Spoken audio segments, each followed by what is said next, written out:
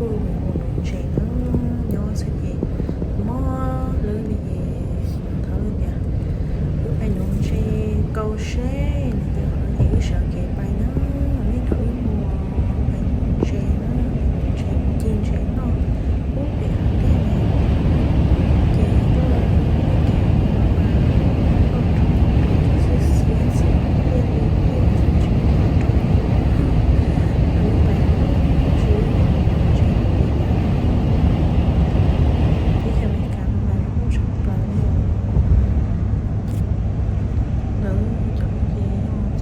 tôi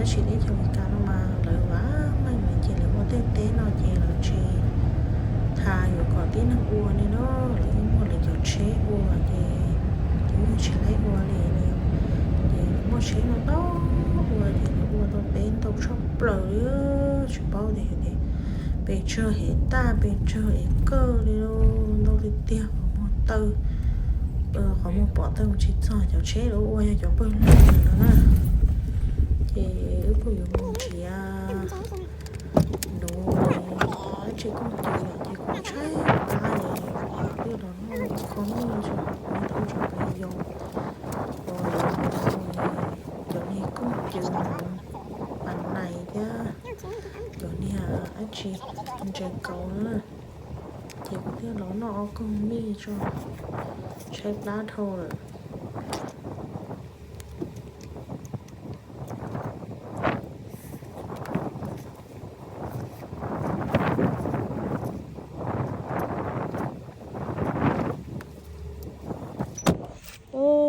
to hạt tông chỉ mua củ chữ đi mua hạt tông mấy chữ mấy không để cho bé lúng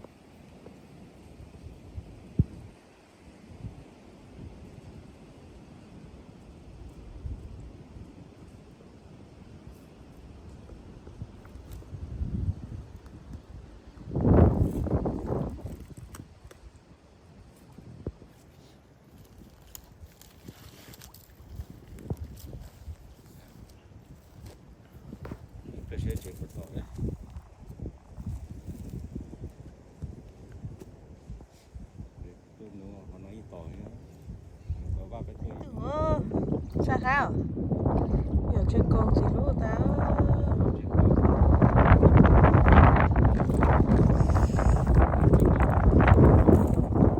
mà chơi lá nữa chơi luôn chả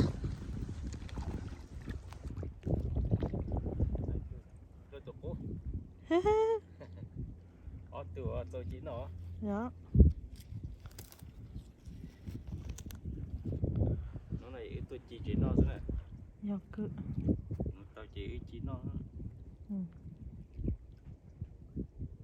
lấy tường ra vậy tao chỉ lấy tụi nó tao cho mỏ đó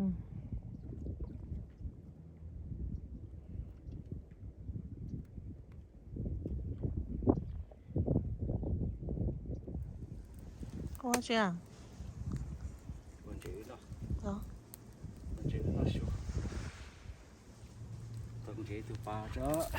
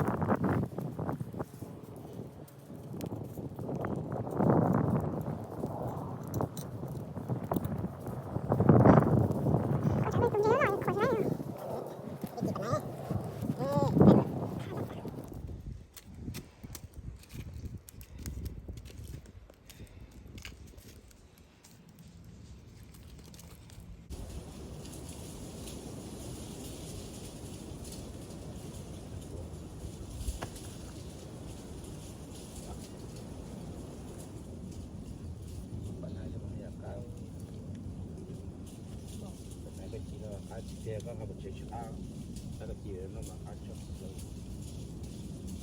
Oh, kak. Kata ya. Kata. Benar pada nama kacau. Oh, lo dia nak masuk ke dalam. Nó chỉ cho tụi tôi non chế về và đây là có sự cái nồi chế tàu chế mà chỉ nó sự ta tàu tàu từ gió có ứng số mỏ sự này chế đây là nó chế đây nó chế đây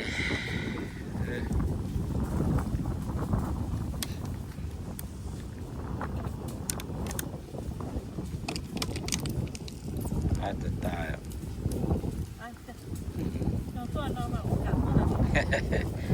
bây giờ cho nó na chắc chắn chắn được mà tôi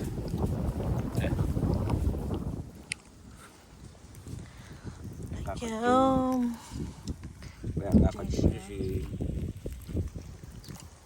xem bỏng. tự tài Bây giờ ít nung rồi, ít tại số rồi, ít sự có nung gì chín nó nè. Khá vậy thì nhau chỉ móc lưỡi rồi ạ. Nhưng mà chị móc kia một trong đó cổ. Chị kia nó chắc cái chị.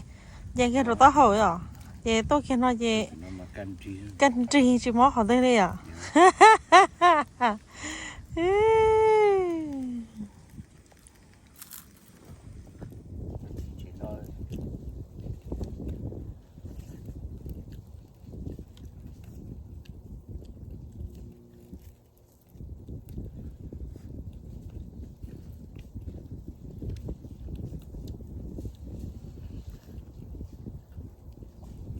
tụi đây là chúa bà là trong một đôi đây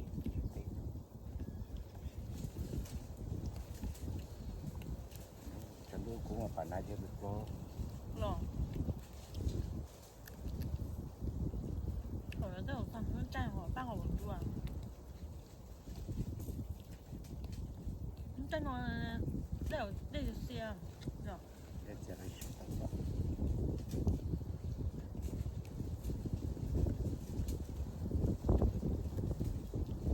这里少了